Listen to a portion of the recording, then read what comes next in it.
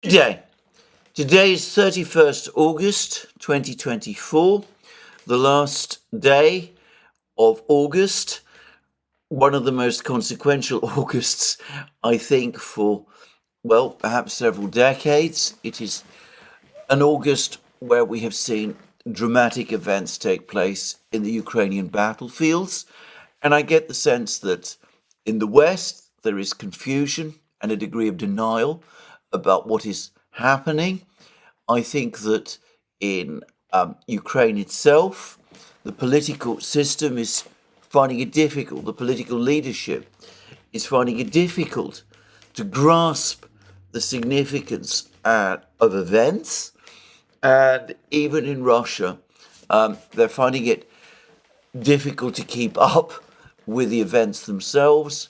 The Russian Defense Ministry, in its reporting of the situation, is now so far behind events that I've never known this to be the case to the degree that it currently is at any point previously over the course of the conflict. Well, let's first of all reiterate a point that I have made in many places and which has also been made by others, Brian Beletic, Stephen Bryan, Douglas McGregor, Scott have Calibrated, all kinds of people. This remains, even now, first and foremost, an attrition war. I said that last week, according to the Russians, the Ukrainians lost just under 17,000 men killed or wounded on the battlefronts. Ukrainian losses, according to the Russians, have now spiked to almost surreal levels. And this is what is causing the events on the battlefields that we now see. Ukraine's army has fought fiercely for the last 2.5 years, but it is becoming hollowed out. There are not enough trained men to hold all the positions. We will see that General Sirski is now trying to rush reinforcements to the Pokrovsk area, but there's a sense that some of these are hollowed out regiments. And what is happening is that the Ukrainian command is being forced increasingly into a self-destructive game of trying to shuffle around a small group of increasingly tired and exhausted brigades, elite brigades, from one battlefront to another, trying to plug the gaps, even as the Russian advance continues, and continues in every direction. So let's start from the south and move upwards.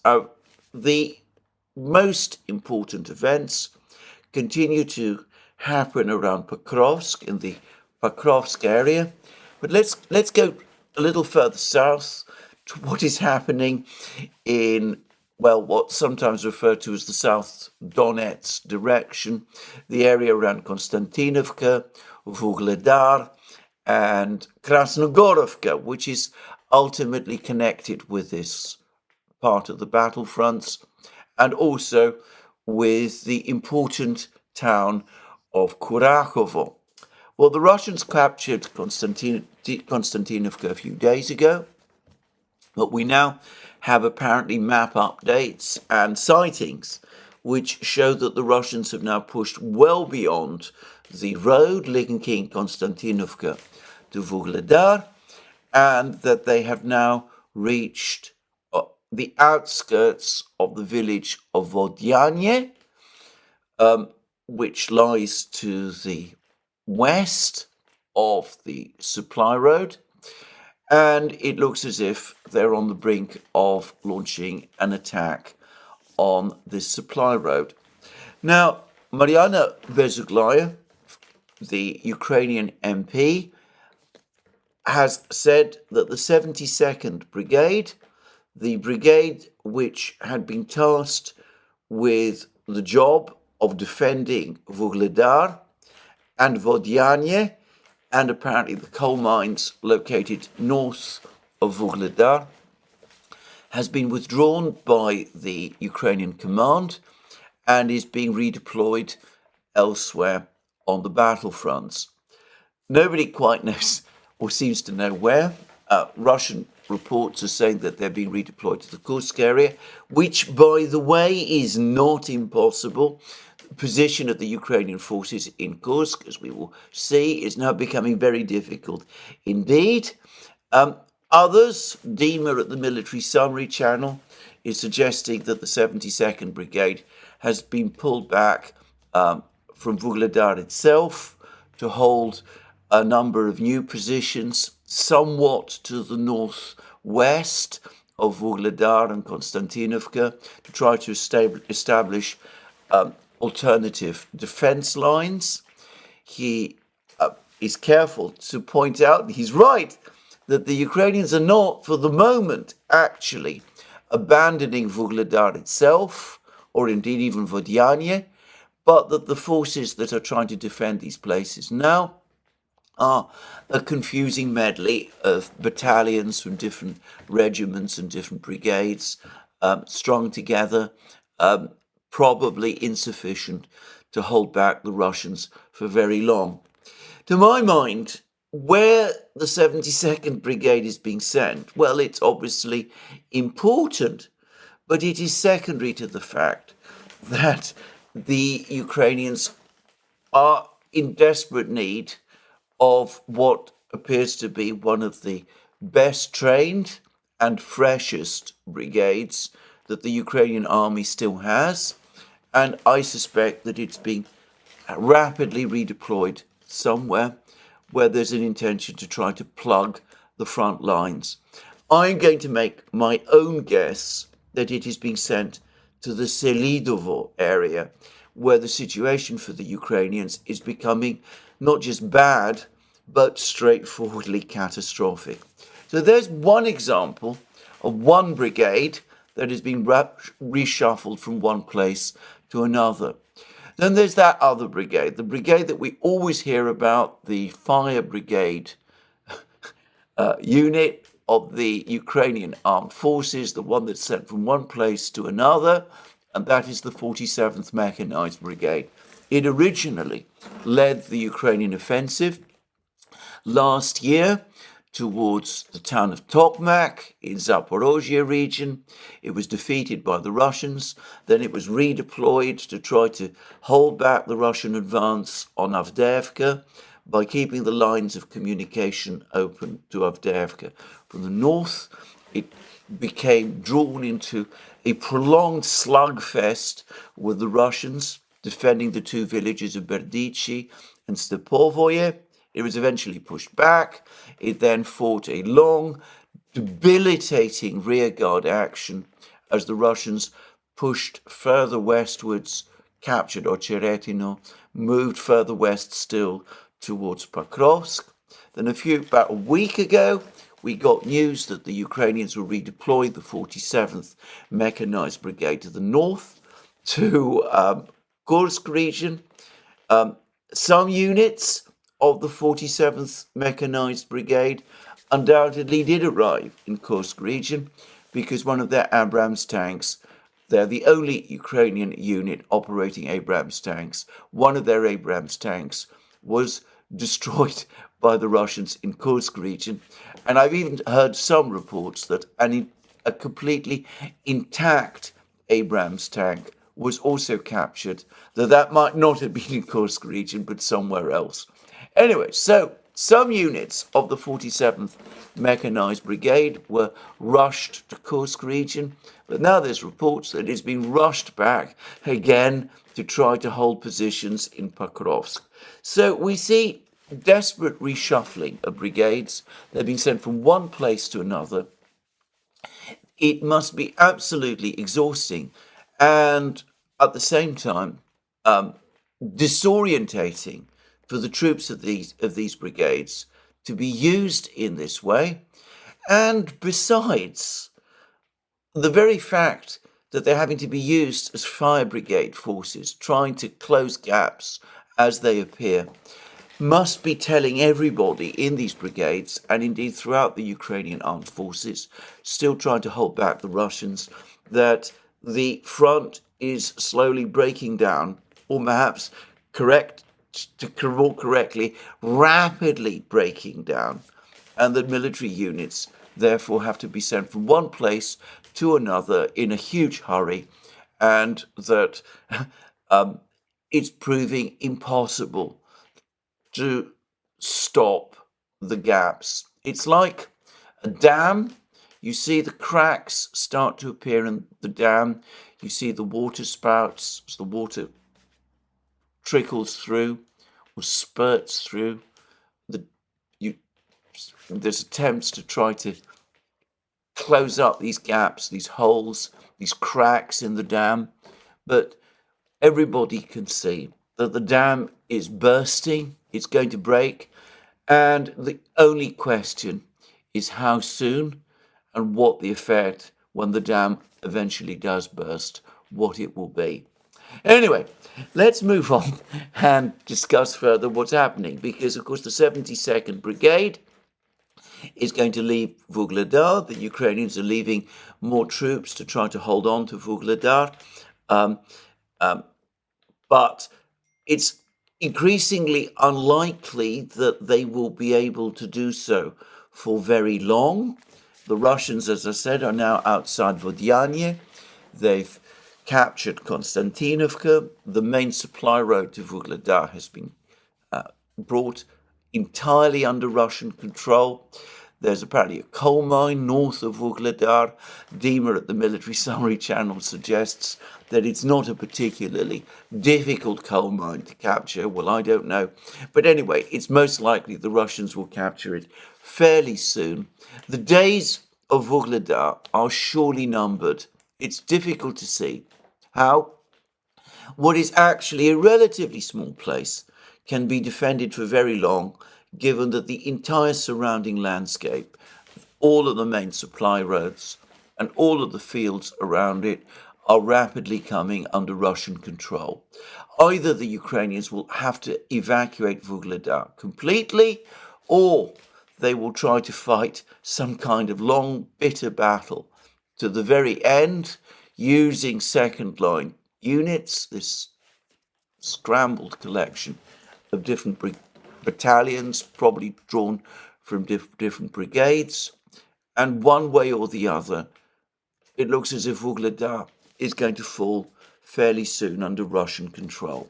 Now, had this happened, say 3 or 4 months ago, had the Russians been able to capture Vuhledar then, it would have been very big news. It would have dominated discussions of the state of the war. I can imagine myself 4 months ago devoting practically an entire program to discussing the fall of Vuhledar. It's a sign of how rapidly things are moving in other places, that what's now going on in Vuhledar and in southern Donbass seems almost a sideshow. And now we move to the main area of the fighting. And this is, of course, the Selidovo, Pokrovsk, Novogrodivka area. Now, the Russians, it's, I think, universally accepted, are in complete control of Novogrodivka. The Russian Defense Ministry has yet to confirm this. I suspect that there are still places within Novogrodivka to secure, but I don't think anybody seriously doubts that the whole of Novogrodivka is under Russian control. And according to Ukrainian mapping projects, the coal mine and slag heap to the east of west of Novogrodivka has also passed completely under Russian control. There is less certainty about what is going on in Selidovo, which, contrary to what I said a few days ago, is actually the bigger place. Apparently, Novogrodivka had a population of about 17,000 at the beginning of the 2000s, before the big emigration from Ukraine began. Selidovo's population was perhaps around 24,000, might be a bit more than that actually. So it's a bigger place and there's more of it to capture. There is no doubt at all, to my mind, that there are Russian forces inside Selidovo. We've had film which shows explosions, which are clearly a sign of fighting going on in Selidovo itself.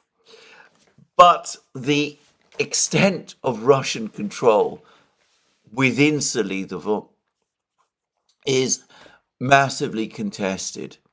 I'm going to take the more conservative view, which is drawn from Ukrainian mapping projects, that the Russians control roughly a third of Selidovo, the eastern section of Selidovo, that they've not yet captured the central part of Selidovo, that they've probably reached it.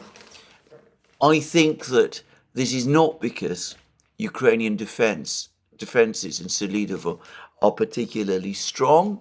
Redovka, the Russian newspaper in Smolensk, which has so many reporters in the area, says that Ukrainian defenses in Selidovo are quite weak, that there are simply not many, there are nowhere near enough Ukrainian troops in Selidovo to hold the town for very long, which may explain, by the way, the redeployment, if I'm right, of the 72nd Brigade from Vuhledar to the Selidovo area, just saying. But anyway, that's what Redovka says. So probably if there is a slowdown in the Russian advance in Selidovo, it's because the Russians have been focusing on other places around Selidovo, specifically areas of the area of trying to clear the area immediately to the southwest of Selidovo, around Karlovka, Galitsinivka, and places like this. Now, I've already explained the reason for this, that from a Russian point of view, the Russians wanted, what the Russians probably are seeking to do is to gain control of the main supply road from Donetsk, which leads from Donetsk to Mirnograd and Pokrovsk. In fact, it's the E50 highway in this area. It's a major motor route, and it passes through Karlovka, and that was the reason why the Russians needed to capture Karlovka. If they can capture Karlovka, they already hold Kalinova north of the road, Memrik south of the road, Mikhailovka also to the west of the road. They control all of these places. If they can capture more villages and towns close to the road itself, then they can use this road, and this will enormously simplify their supply situation. And yesterday I said that there were reports that the Russians had not only captured Karlovka, but had also advanced southwest of Karlovka and captured the village of Galitsinivka. Galitsinivka having previously been the supply base of the Ukrainian troops who were defending Karlovka. Well, this morning we got film of the Russian soldiers raising their flag in Galitsinivka. So it is now confirmed that this village has also been captured. And there are reports also that the Russians have moved west from Galitsinivka and are now attacking the neighboring village of Dolinivka, which is, from the maps, it seems to be very, very close to Galitsinivka itself. And if you actually look at the map, you can see that west of Dolinivka. There is another village called Lisivka, and then the small town of Ukrainsk, population around 10,000. This is apparently an actual correct figure for the population of this town. It's a kind of small micro district, more than a town, I suspect, created in. It connects, I suspect, in some way with Selidovo, which is a bigger place further north, just a short distance north. I'm going to make a guess that the Russians will be seeking to capture Lisivka, Dolinivka, Lisivka, and Ukrainsk. They're located in Galitsinivka. They're also located in Memrik, which is just to the north of these places. It seems to me that these are probably places that they want to clear completely so that they can have uncontested control of this big supply road. And I'm going to say straight away that I think that this is the Russian objective. They are more focused on clearing the road at the moment than they are in engaging in complicated operations to create cauldrons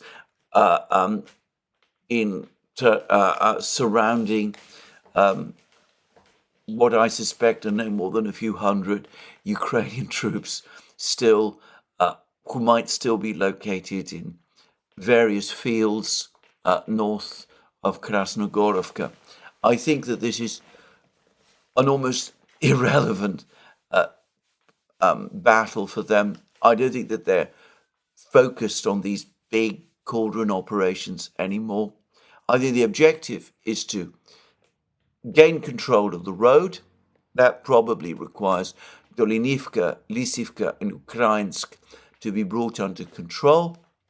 And I think once that's done, the Battle of Selidovo, even if the 72nd Brigade is redeployed to this area from Vuhledar, the battle for Selidovo will be ended thereafter very fast. And then Selidovo, along with Novogrodivka, will have fallen completely under Russian control, and the Russians will be put in a position where they can advance on Pokrovsk from the south, but also potentially move westwards from these places, from Selidovo itself, threatening the railway lines and perhaps the supply roads to Pokrovsk if there is indeed going to be a complex battle for control of this town. So anyway, that is my own view. As I said, events are happening very fast in this area, one village after another being captured at great speed. I doubt that the Russians have given up on their plans to capture Selidovo. I think I suspect the road is already usable. Actually, I think that the Russians can probably already start to send supplies to their forces in the Selidovo area quite rapidly along this road. But I'm going to guess that they will nonetheless also want to capture Ukrainsk. And as I said, Selidovo, they can then complete the battle for, and that then opens all sorts of opportunities for other things to start to happen as well. Now, it's one of the most interesting facts about all of these battles is that Galitsinivka is also immediately to the north of another village called Zelanye Pershe. And if Zelanye Perske is brought under Russian control, which it may be, that will open a way for the Russians, who are gradually advancing through the western streets of Krasnogorovka, and who now control also conclusively the village of Nivolskoy to the north of Krasnogorovka, to link up their forces, and, as it is said, to straighten their lines, which will, of course, release more troops for further advances, potentially westwards. And potentially westwards might also mean towards Kurachovo.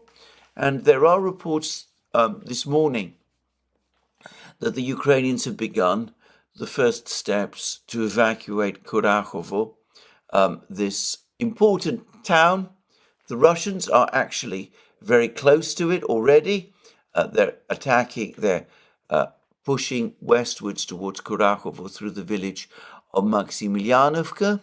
But as I said, if Ukrainsk and Girnik, which is another town south of Ukrainsk, were to be captured, if the Russians were to continue their advance westwards from Krasnogorovka and southwards from Karlovka and all of these places, well, then, as I said, Kurachovo would also probably fall, and that would have dramatic implications for the entire battle in southern Donbass. Now, some Ukrainian commanders, or rather not commanders, Ukrainian commentators are already saying that the situation is now so bad, it is so dangerous, that the situation is such that the entire Ukrainian group of forces in southern Donbass is threatened with complete destruction. I have no idea how large a force this is, but that the Russian advances are now so strong and so difficult to resist that the situation has become critical for a significant part of the Ukrainian army. Well, anyway, we will see what happens, but as I said, events continue to move very fast, very fast in this area. And another Ukrainian commentator, presumably getting his information from sources within the Ukrainian military, is saying that the Russian reserves that are accumulating around Pokrovsk exceed in size, in scale, in number, the Russian reserves built up on the eve of the assault, the Russian assault on Bakhmut just over a year and a half ago. So we can see that an avalanche is moving westwards irresistibly. The Russians, as I said, are moving their forces in various directions. They're straightening their lines. They're securing the main supply roads. And to my mind, the fact that they're doing all of this suggests that they plan eventually to advance westwards. They clearly do intend at some point to capture Pokrovsk. Once they've captured Pokrovsk, I think the objective is to continue to move west towards the Dnieper River, even if that means crossing the boundary of the Donbass, leaving Donetsk region and advancing into Dnipropetrovsk region, which is not one of the four regions that the Russians claim claim as part of their national territory. So anyway, a complex situation in the Pokrovsk-Selidovo area, but we can see events unfold very fast. But lots going on in other places as well. So this morning, the Russian Defense Ministry confirmed that the village of Pivnichne, which is located which is part of the Toretsk conurbation, has fallen completely under Russian control. The Russians refer to this place, by the way, also. The Russians refer to this village, more suburb actually, as Kirovo, just saying. So this area, as I said, this place is now fully under Russian control. The Russians also apparently are now making an advance west from New York towards the village, or perhaps rather small town of Alexandropil, and there's three other villages to the north of Alexandropil: Pantelimonivka, Valentinivka, and Sukhabalka. The Russians capture these villages. Again, it will secure for the Russians further use of the H20 highway, which leads northwards towards Konstantinovka itself. So it's another important battle. And we've had less news from within Toretsk itself, but there are some reports that the Russians, having repulsed a Ukrainian attack in the area of the high-rise buildings, the citadel, in eastern Toretsk, that they're gradually now clearing these so-called cauldrons, these areas where Ukrainian troops have been trapped in places like Zalizny, the industrial area of New York, and such places, that they're in the business of straightening their lines there prior to a further advance on Toretsk itself. And then there's been some intriguing news from Chasov Yar. The Russians are now starting heavy bombing of another micro-district at the western end of Chasov Yar. These is bombing with FAB bombs, so it's the Russian Air Force that is carrying out the operations in the western part of Chasov Yar. Now, I take that as a sign that the central area of Chasov Yar is indeed about to fall fully under Russian control, and that the Russians are therefore now preparing for their assault on this micro-district to the west. It's an area of high-rise buildings again. If this place, this micro-district at the western end of Chasov Yar, is captured by the Russians, then, to all intents and purposes, Chasov Yar has fallen and has passed entirely under Russian control. Now, the Russian Defense Ministry has also now confirmed that the village of Sinkovka near Kupiansk is under Russian control. There are reports that the Russians have been advancing in other villages in that area, in that contested area to the east of the Oskol and Zherebets rivers. It's clear that the Russians are systematically clearing this area of the Ukrainian forces, but the fact that they've also captured Sinkovka strongly suggests that they're planning an attack on Kupiansk itself now. And the reason for this is that group of forces north are telling us that they're now in the process of clearing yet another apartment building in the area of the high-rise buildings in Volchansk, and it looks as if this area, the so-called citadel area in Volchansk, is now being reduced apartment building by apartment building, and that the Russians are gradually getting on top of the situation there in Volchansk as well. Group of forces north are also saying that the Ukrainians have launched one attack after another on their positions in the village of Lipsy, which is located just north of Kharkiv city, on a hill overlooking Kharkiv city, by the way.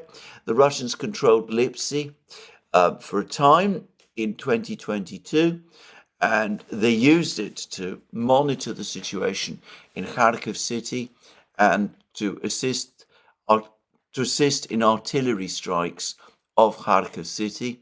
Well, anyway, the Ukrainians have been making lots of attempts to counter-attack the Russians in Lipsy.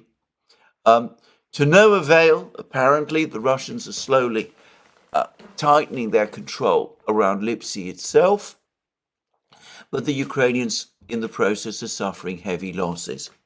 And I think that there is now a universal agreement that the Kursk offensive launched by Ukraine has not only come to a stop, and over the last couple of days, Group of Forces North first hinted, but now in its very latest bulletins is confirming that they are recapturing ground from the Ukrainians in Kursk region, that the Ukrainians are on the defensive in Kursk region and they are being pushed back.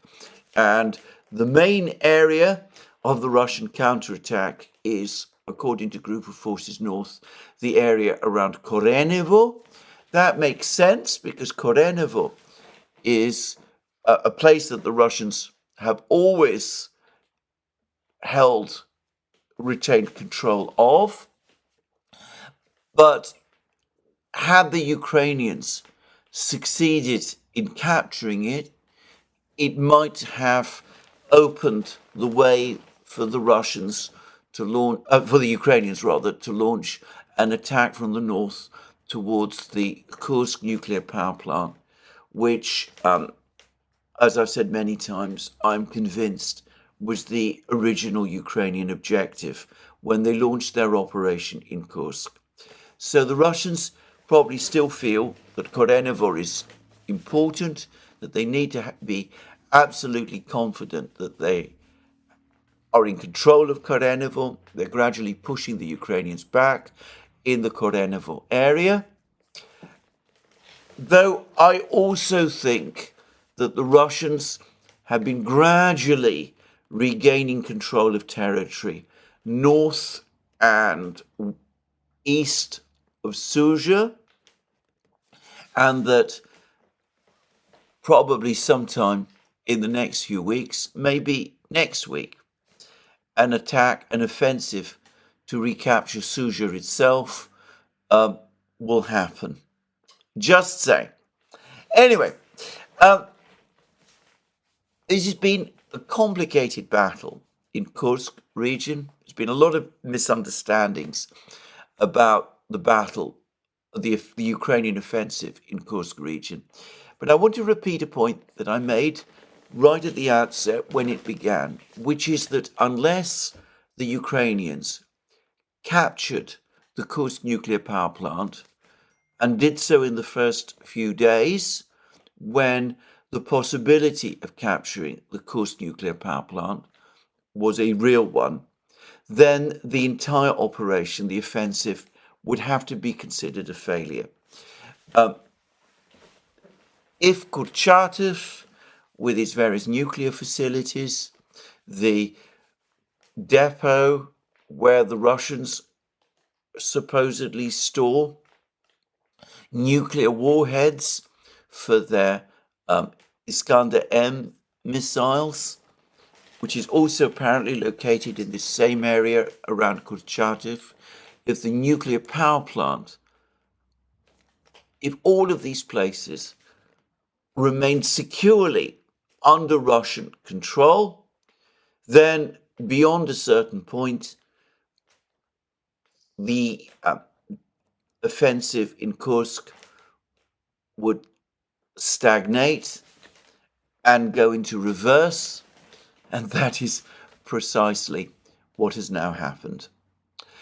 Now, we're also getting lots of film from the Kursk area, and this shows that the Russians, in record time, have constructed massive fortifications comparable in sophistication to those created in the southern regions in Zaporozhye and Kherson region, the so-called Surovikin line, that the Russians created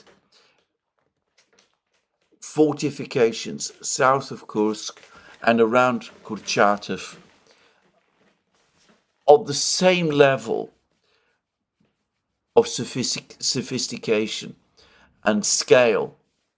And that also, to my mind, all but precludes any idea that this offensive, that this Kursk offensive, can be maintained.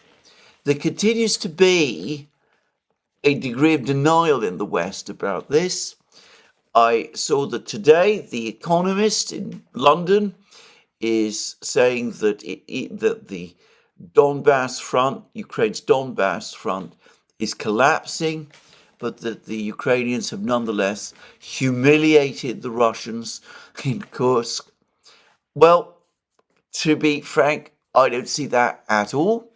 I see a desperate gamble by Ukraine with the Kursk offensive, one which diverted large numbers of men and machines from the key battlefronts in a desperate last throw to capture the nuclear power plant and the surrounding facilities in order to somehow change the direction of the war.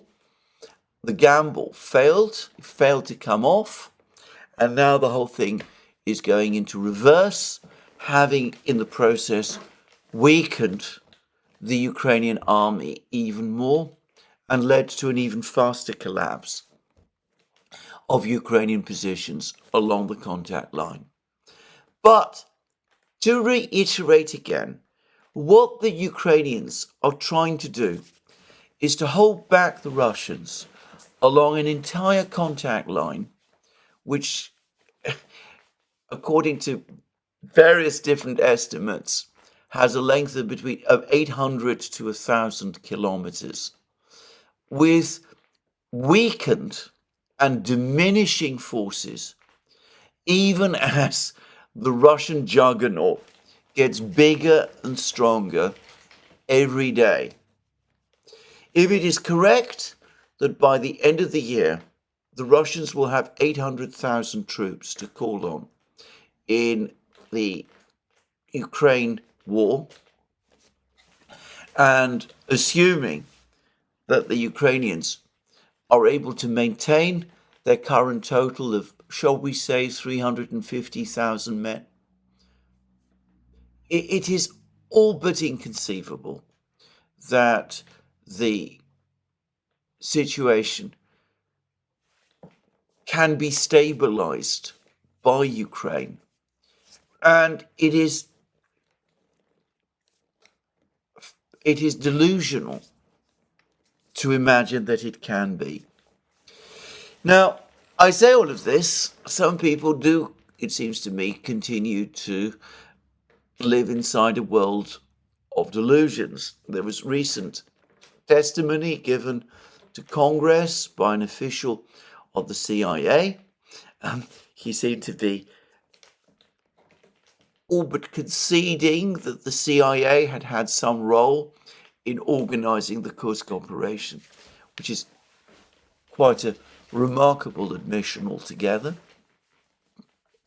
He accepted that the Russians had in the meantime made significant progress in Donbass, but he continued to insist, incredibly, that the advances that the Russians had made had no important strategic significance, and that the situation therefore continues to remain in some sense a stalemate.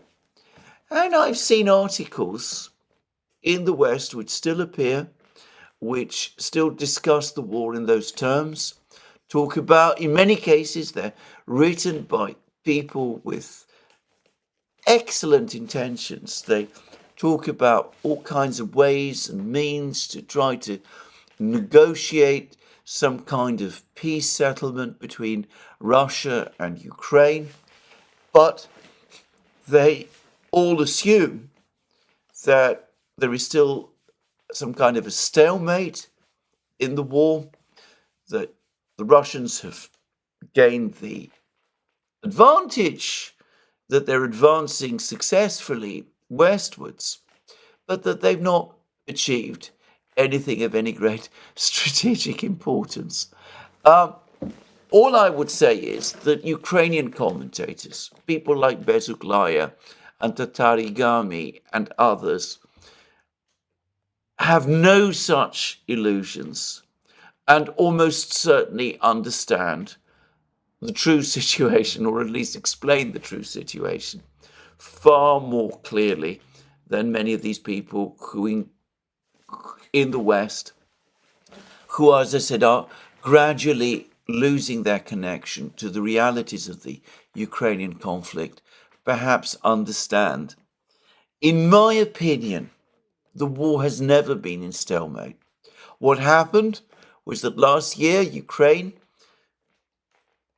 recklessly and very unwisely, with the strong urging of the United States and of the Western powers, launched its great offensive in the summer of 2023 to break through to the Black Sea and to the Sea of Azov and to encircle Crimea as was supposed.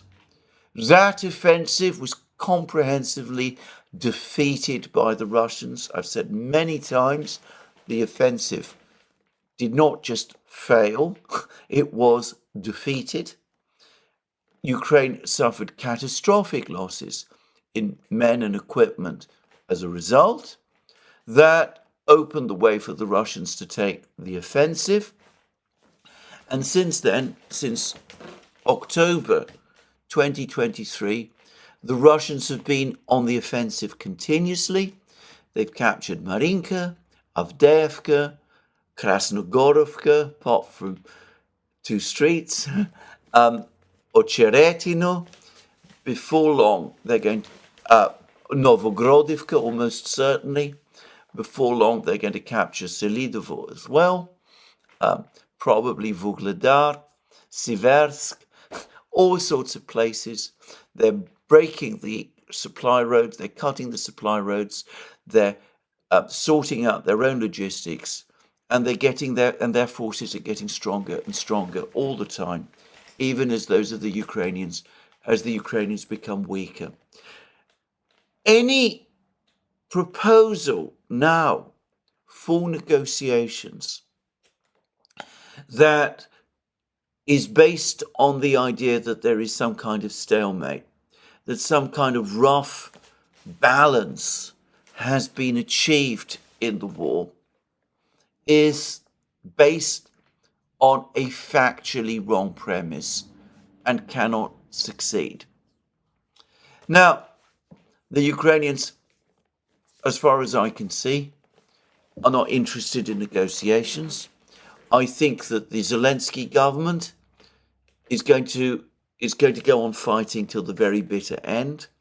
I don't think they are capable of negotiations. I don't think any other political force that has any realistic prospect of gaining power in Kiev is interested in negotiations either. I think that if Zelensky and his team are removed, they will be replaced by people with even more hardline ideological positions, even more determined to resist the Russians than they are. And I think that they will go on fighting until the bitter end. I explained why in my program yesterday. That does not mean that the Ukrainians will not continue to make their proposals for peace. Zelensky has again suggested a new peace conference to replace the failed peace conference that took place in Switzerland. And he's again trying to bait India by suggesting that India host it. My own sense is that Prime Minister Modi and the Indian government feel that they were badly bitten by the events of the last couple of weeks, that it's now understood in Delhi that Prime Minister Modi's visit to Kiev was a pointless exercise and probably at some level even a mistake.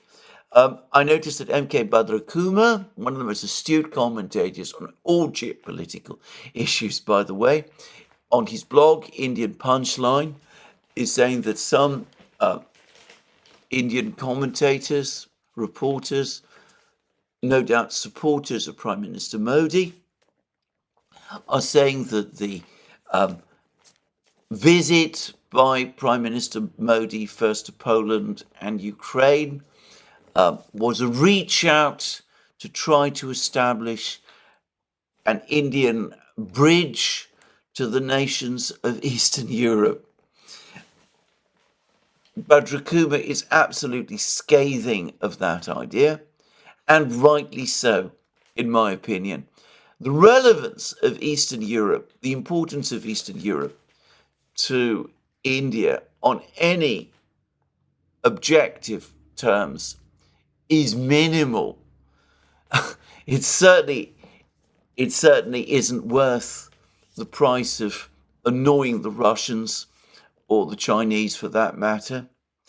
And besides, anybody who is familiar with East European politics, as Badrakuma rightly points out, will know that they are incredibly complicated and that for an outsider, an outside country like India, to try to get itself involved in the politics and personalities and strategic interests of the various East European states is a reckless and foolish thing. Just saying. But anyway, I don't think that the Indians will fall for this. And I don't think that there will myself be a peace conference hosted by India. And I frankly doubt that there will be such a peace conference hosted by any BRICS state. But that doesn't prevent the Ukrainians from trying. But when they do, they can't help but give the game away. They ultimately, when you drill down through their various statements, you see that it all comes back to an insistence that the ultimate endpoint of diplomacy and negotiations must be acceptance by the Russians of Zelensky's peace formula, which requires the Russians to withdraw from all regions of post-1991 Ukraine that they currently occupy, including Crimea. And everyone now, I'm sure the Ukrainians themselves at some level, must know that that is completely unrealistic. It was never realistic, in my opinion, at any point since the conflict started in February 2022. But now that the Russians are scenting victory, it is even less realistic than it has ever been. Now, on the Western side, there is absolute confusion as to what to do. There was a NATO meeting a few days ago. There was a further meeting, as I understand it, of EU foreign and defence ministers. From what I understand, these meetings have been sunk in recrimination and acrimony. The Ukrainian demand that Ukraine be allowed to launch missiles deep inside Russia has apparently been very, very poorly received by some of the countries in Europe. Others, of course, support it. But it has proved impossible to reach a final agreement. Many countries in Europe apparently do understand how dangerous and reckless such an operation would be. And for that reason, they oppose it. But I think that there is now another reason by these Ukrainian demands are becoming less welcome than they once were. And that is that nobody with any sense in Europe, and it must be admitted that there are a lot of people in Europe who perhaps lack sense. Josep Borrell, the European foreign minister, if I can call him that, springs to mind. Anyway, anybody in Europe with sense can now see, if they are spending any time following the news at all closely, that this is a doomed enterprise, that escalating in the way that is being proposed is not only incredibly dangerous, it is also ultimately pointless, because the Russians are going to win. And why risk? Why take the enormous risks in an operation of that kind, in doing something like that, when by this point it cannot change the outcome of the war? I've seen a fascinating article in the Daily Telegraph which hints to some extent of that understanding being reached even in Britain. The British government, the Starmer government, has been an enthusiastic backer of Ukraine. Sir Keir Starmer, the new British Prime Minister, in my opinion, foolishly, as almost the first foreign policy step that he took, invited Zelensky to attend a British cabinet meeting. And the British have, over the last few weeks, been openly advocating for Ukraine to be allowed to use Storm Shadow missiles in deep strikes against Russia.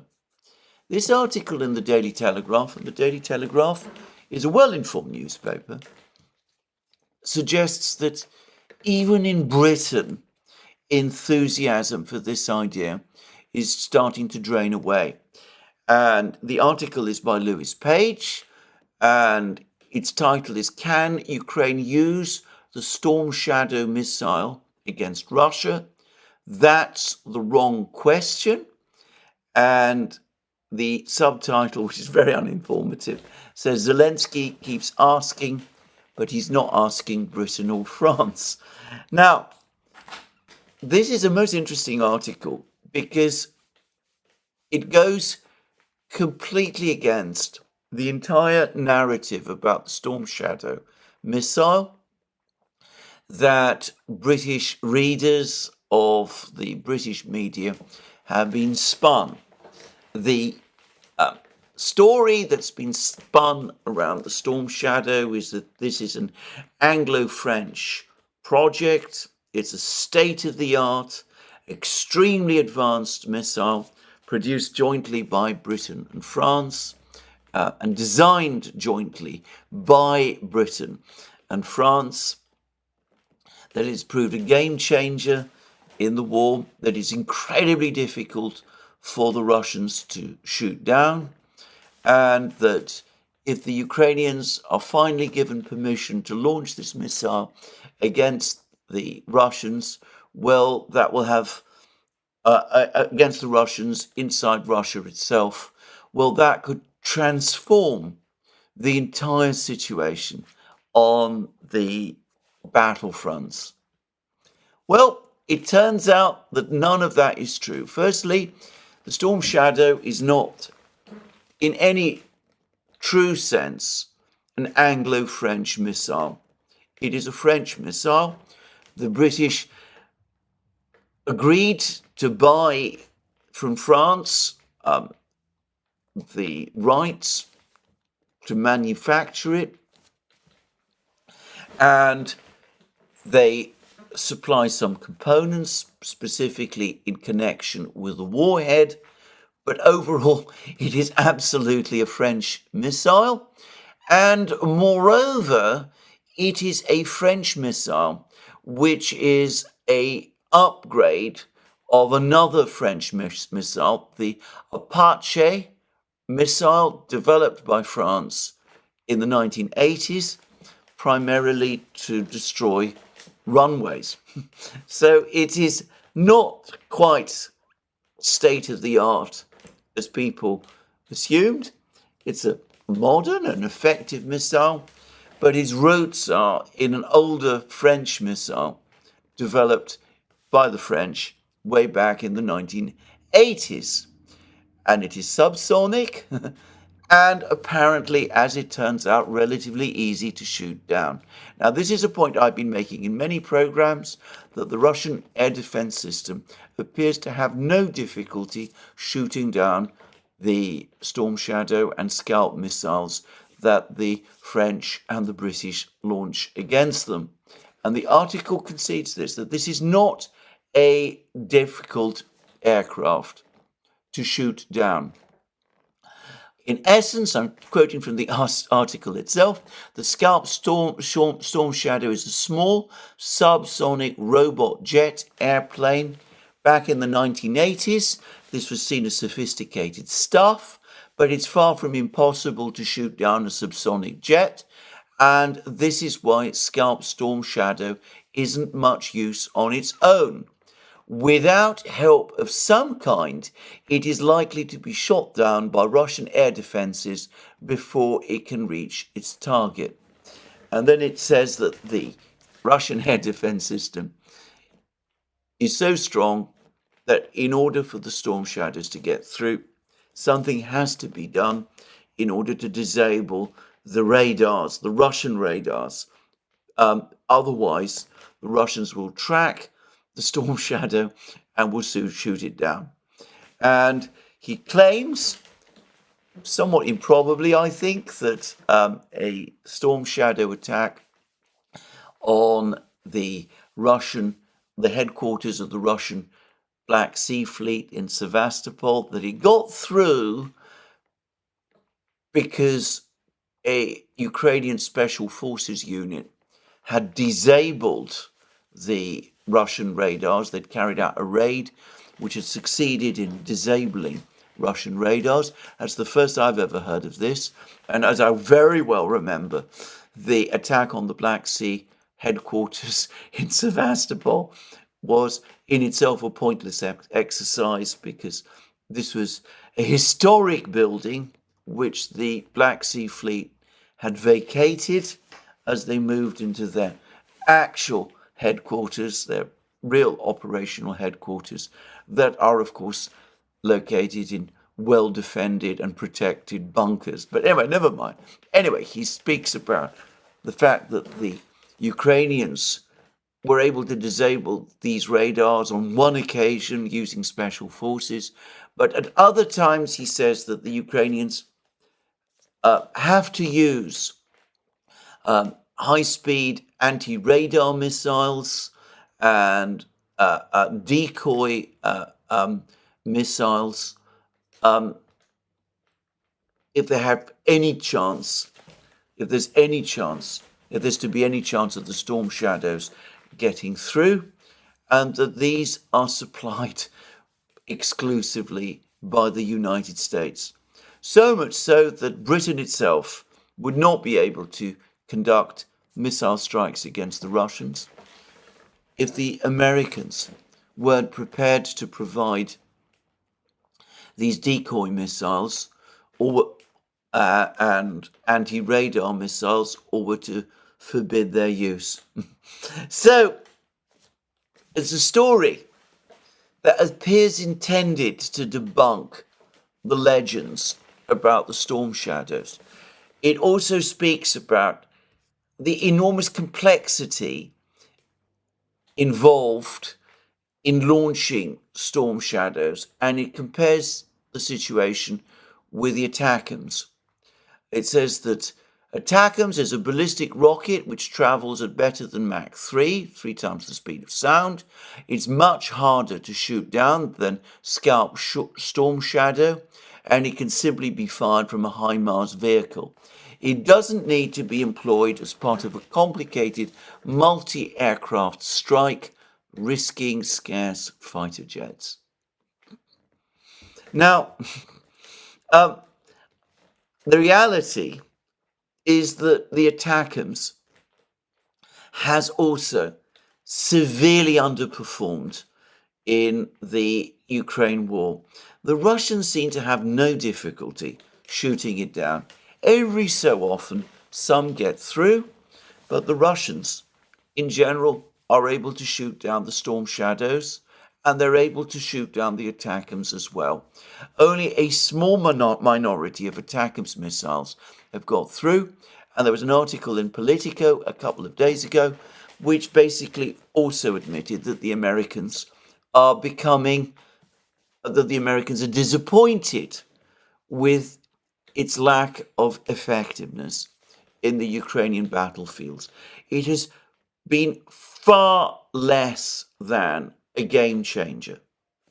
So, overall, what we have is a situation where Western countries are being asked to authorize the Ukrainians to do an incredibly reckless and dangerous thing, which will not change the situation in the war, which will probably further expose the limitations of Western missiles, the ATACMS and the Scalps and the short Storm Shadows, which besides are also known to be in very short supply.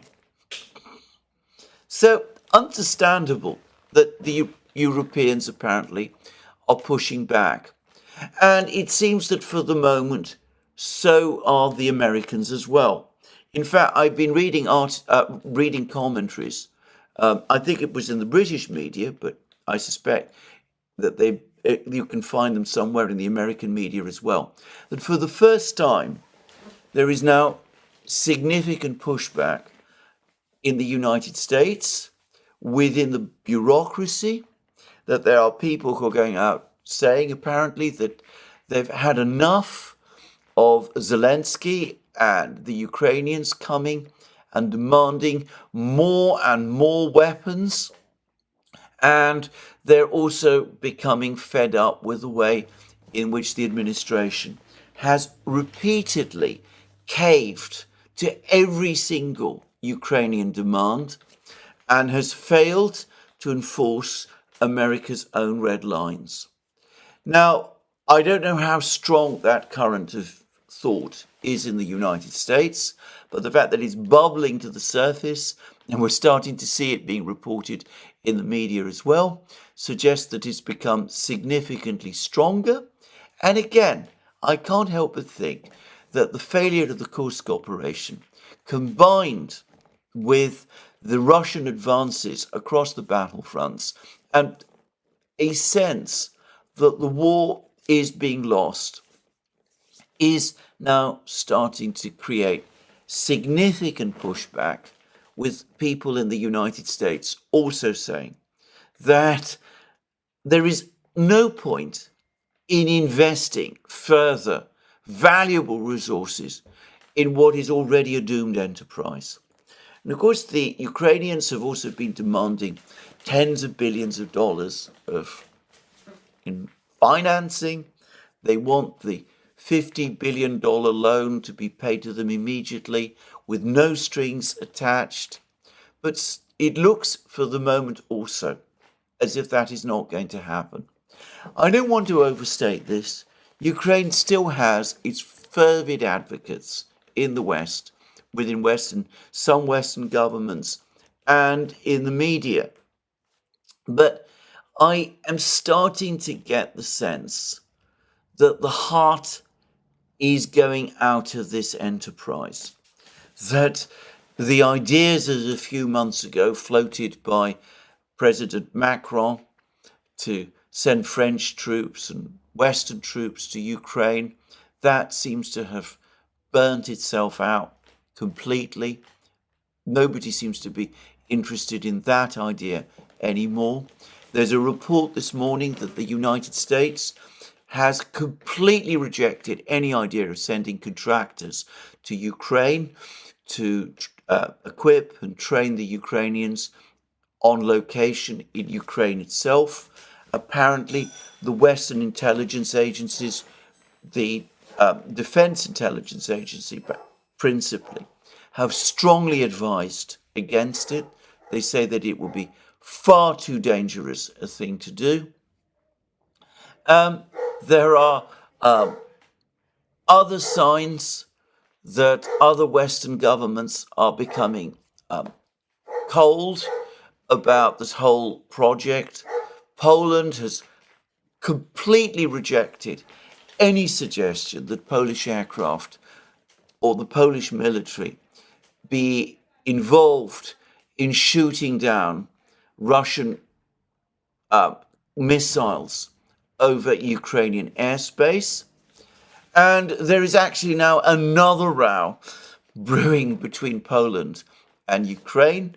Ukraine's utterly incompetent foreign minister, Dmytro Kuleba, apparently visited Poland, where he managed to make some incredibly insensitive and foolish comments about the deportation of Ukrainians from Poland after the Second World War, in response to questions that he was asked about the involvement of Ukrainian paramilitaries in German atrocities against Poles. And apparently this has sparked another row. It is entirely in character, I should say. Kuleba strikes me as being every bit as ham-fisted in his conduct of diplomacy as his chief, his boss, Zelensky himself is. So I don't want to suggest that the Western powers are going to simply cut Ukraine off, or that rhetorical support for Ukraine is going to end. The sanctions, of course, remain in place, but I'm starting to get the sense that the events of this August have caused a change in the mood in the West, that there is less sense any longer. There's less sense any longer of fervor in support for Ukraine. Western governments and Western leaders are starting to say to themselves, enough is enough. We've given the Ukrainians all that we can. We've, in fact, over-invested and over-committed in their project. Even if we can't exactly walk away, we must start to scale down.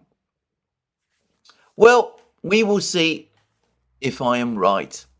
For the moment, the Russians continue to have the initiative. I don't think they're ever going to lose it.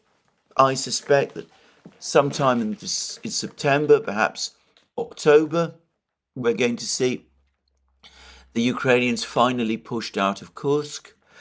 Pokrovsk, of course, inevitably is going to fall, as it is Toretsk, Selidovo, Volchansk, Chasiv Yar, Konstantinovka, all of these places that we've been talking about. The logical thing for the Ukrainians to do, as I've said many times, is to pull back to the Dnieper. This is what people with military backgrounds have been suggesting to me in various private emails. Ukraine seems incapable of doing this. I suspect that the end game is soon going to begin, probably after the new year, but we will certainly start to see fairly dramatic events unfold in Ukraine, in eastern Ukraine, within the next few weeks, before the presidential elections in November, where, incidentally, and for the record, I understand that the Democratic candidates' poll ratings have now begun to fall. Anyway, that's my program for today. More from me soon. I'm going to probably touch on the situation in Germany and France in my next program, because it looks as if the situation in both of these countries is becoming politically very complicated. But anyway, that's where I end my program today.